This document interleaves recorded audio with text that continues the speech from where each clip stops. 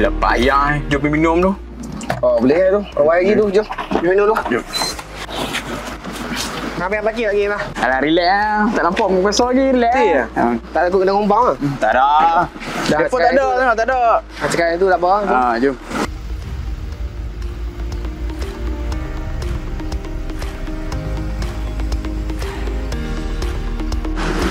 Sedap-sedap aku ayam dah.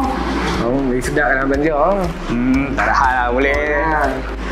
Aku belum tengok aku ada pengok puasa. Tak ada. Tak ada.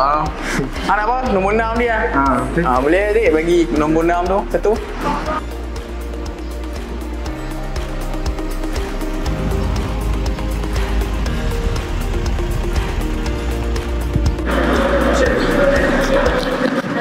No, kena kumpul.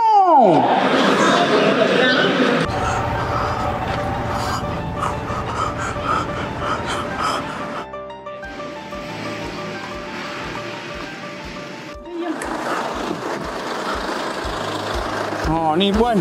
Saya nak tanya ni, saya tak nampak pun puan kuasa keluar main ni ronda-ronda main buat kompang, tapi saya tiba-tiba kena kompang. Siapa? Cik, minta maaf cik. Kami sekarang ni buat pembaharuan sistem. Jadi kami pakai sistem ANPR. Apa pula NPR tu? Okey, sistem yang boleh mengimbas nombor pendaftaran melalui dalam kereta je. Kami boleh imbas secara automatik.